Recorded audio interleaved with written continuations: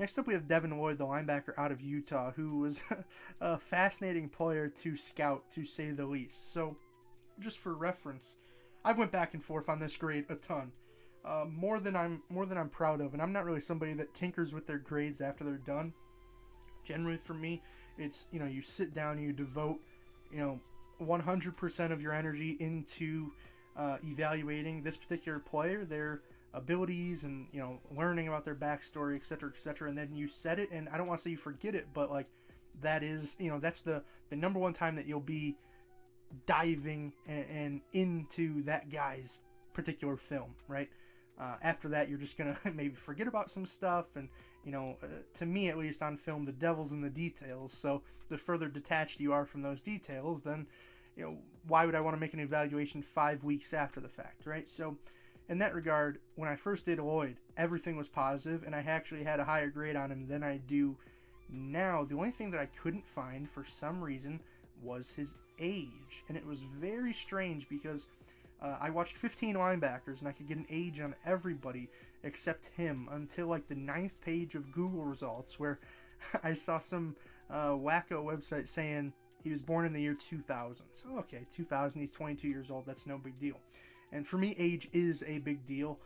If you are abnormally old or at times I guess abnormally young, I generally view younger as being a positive, for the sole fact that if you're 23, 24, 25 years old and you look like you're dominant against guys that are 19 and 20, what does that really say about your abilities, right? Are you actually better than them, or are you just further along in your physical and mental development and whatnot? And I was worried about that with Lloyd when I couldn't find his age, but then all my concerns were at ease. And then I was watching the combine, and they said something about Devin Lloyd, got into Utah in 2017. I was like, wait, what?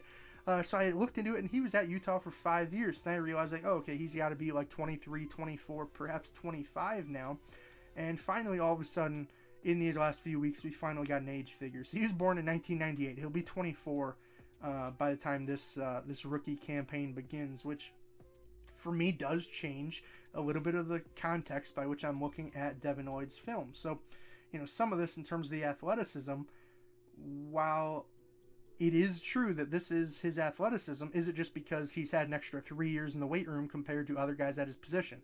And while that might not matter right away, once he gets into the NFL, I think that gap could close. That's a very real thing. So I'm going to read the positives. I'm going to go through the grades, but you got to remember that there is sort of that caveat of, I don't really know how I feel about this necessarily, right? So first and foremost, the first note I had was quickness, closing speed, plus.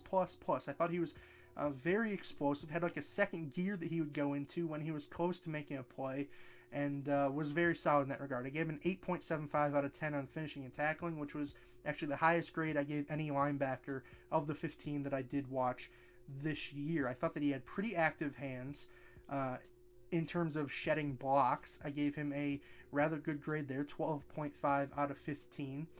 He had good range, in my opinion, which I think still somewhat holds true to this day, although the more I've watched his film in retrospect, the more I question that. And after seeing the combine results where, he didn't have a bad day, but 4.6640 wasn't necessarily the most impressive thing either relative to his peers at linebacker. So I'm a little bit concerned about his range to an extent.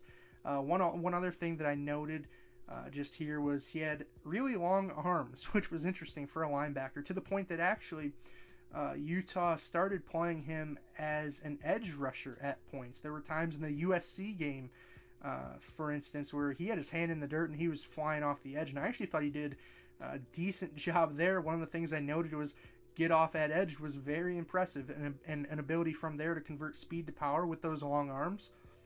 It looked pretty good, actually, in my opinion. And in that regard, one of the notes I wrote later was I wouldn't be opposed to him being like a 3-4 outside linebacker. Maybe not your primary edge rusher by any means, but in a 3-4, you're primarily going to have one of your outside linebackers that are standing up rushing the passer, and the other one's probably going to be dropping back in coverage a little bit more. And I thought if you put him on one of those roles, you could occasionally utilize that length and get off at edge that Lloyd possessed and showed at Utah. But then the other reps, you could have him on these sort of more shallow zones in the flats, for example, and not ask him to cover as much ground necessarily, because that was my first note in the negatives in terms of his coverage skills. It doesn't look nearly as comfortable working backwards as he does laterally and forwards in particular. And in that regard, I gave him an 11.25 out of 15 on coverage, which again is not a bad grade, but relative to some of his other grades, that was one of his weaker areas, no question. Another issue that I thought was apparent when he was at edge, actually, was his ability to anchor against the run, because they were using him more as like a 5 technique at times, right? Like I said, hand in the dirt. That's why I thought if you put him more so as a stand-up outside linebacker, you could reap some of those benefits of him off the edge and get creative in the way you use him off the edge at times, but then you would also have a big 300-plus pound 4 technique in arm's length away from him that could help stifle stuff on the edge in terms of stopping the run and setting the edge, things of that nature that he wasn't particularly great at on film. But I think that, with somebody's help right next to him, he could do a decent job at. I wrote again another note about him getting lost in coverage, particularly downfield on some reps in man coverage. He just didn't look quite as fluid, when it came to sticking with guys. And after kind of seeing some of those testing measurables, I understand it to a degree. He is, I didn't really mention his height and weight. That was another thing that was interesting, is he actually came in shorter and heavier than he was listed on the Utah site, which not by a lot. It was 1 inch shorter and a couple pounds heavier, but it was just interesting because that, I think, is probably the wrong direction on both accounts for Lloyd. So as the process kind of went on here, I don't want to say I've soured on him, but there have definitely been more questions that have risen, no doubt, right? One of the questions that I wrote that was very questionable to me was this BYU game. So I watched him against Stanford, just to give you guys a layout of the land.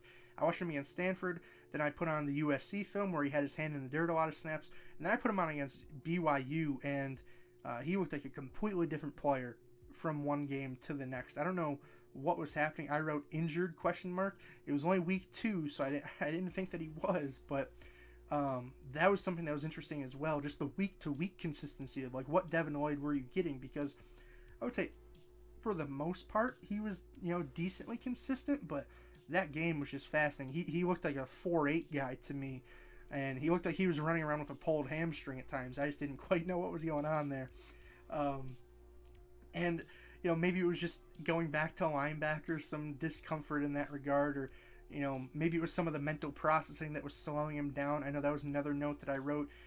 Indecisive occasionally, which is understandable, but then again, out of a guy that's been in a locker room for 5 years, he should be arguably the most mentally refined. I gave him a 12 out of 15 on IQ and awareness, just for reference, on my grade scale. So it's interesting, right? Because he's older than just about every other guy at the position. He still tested fine. I'm talking down on his combine performance, but besides the 40-yard dash, which was, maybe not what you'd like to see out of a modern linebacker at this point, it was fine, I suppose. And then I thought there was interesting versatility on film, right? I thought particularly in terms of that flying off the edge, he actually didn't look bad. So if you could mix some blitzes in there at the very least, if he is an off-ball linebacker, or if you do run a 3-4, maybe occasionally shift him down in a rotational role at least, I thought there could be some interesting stuff there. So ultimately my grade did come out for him at an 82.54, but I did give him the red flag, which for me the red flag means that I just have questions that are unanswered, that I don't have the resources to answer. And at the time, that was the age, because I didn't know, was he 25? There's a chance that if he was in college for 5 years,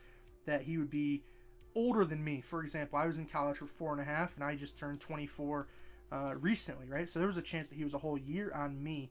Luckily, he's not that old, but but it was still a concern. And I just had some other concerns in terms of the consistency. So I'm not saying throw this grade out necessarily, but before I felt really confident about drafting Devin Lloyd in, say, the top 20, 15 to 20 picks in the NFL draft, I would want to have some of those questions answered.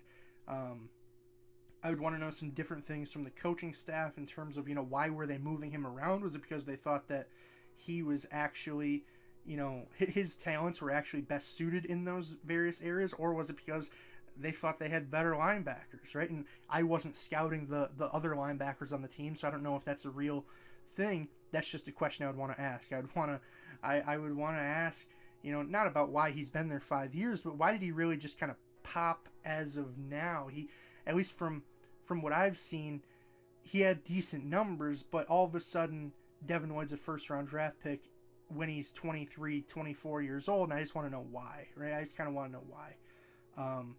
I see why on tape, but is that attributed to all the work he's been putting in behind the scenes, or is that just the fact that now he's bigger, faster, and stronger because he's older?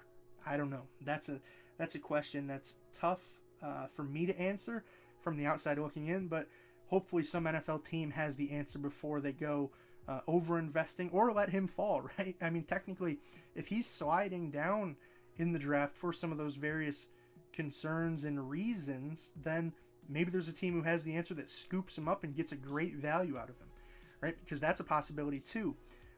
Just because he is a little bit older doesn't mean you can't get 6 really good years out of him. It's just tough when, a guy is going to be going into his second contract, say when he's 29 years old. That's tough because, after 5 years, for example, if he is a first-round pick, like, you'll never be able to give him a long-term contract, really. How many linebackers, realistically, are able to maintain their level of play until they're 34 years old? Not many, unless they're like Demario Davis, for example, in the NFL right now, right? Like, that's a very limited sample size. So for a guy like Lloyd, it feels like more of a short-term investment. Maybe if you're a team in that mid to late first round that thinks you're a good team and just wants somebody who is perhaps maybe more physically and mentally mature right away, and you want somebody who can contribute now more so than in, say, 3 to 5 to 7 to 10 years down the line, etc., then maybe Devin Lloyd's your guy, right? And in that regard, I'll be very interested to see where he goes and ultimately what he ends up doing here with his career, because like I said, there's a lot of good and then just some strange questions that made me question the lens by which I was looking at the good, if that makes sense. So 82.54 first round grade, a little bit of a red flag there though. But with that being said, if you thought this video was a red flag, hopefully you didn't. I would say if you did, leave a dislike, right? But no, I'm just messing with you guys. Hopefully you enjoyed. Leave a like, subscribe, comment. Tell me, what are your thoughts on Lloyd? Do you have him as your linebacker 1? I know that was an interesting debate for me. Not really a debate after, though. Initially, I had him and Nakobe neck and neck. Through the process, I've kind of wedged Nakobe slightly higher than Devin as Lloyd has fell. It hasn't necessarily been that Dean's grade has changed at all, but it's Lloyd who has fallen. So in that regard, didn't drop him out of my first round. He's still in my top 20 prospects overall, but it's just worth knowing that I'm not quite as high on him and not quite as confident in him as I was, say, in January when I first put on the film. So with that being said, that is all I have for you guys today, though. I'm mic'd up, now I'm mic'ing out. Peace, guys. Hopefully I see you next video.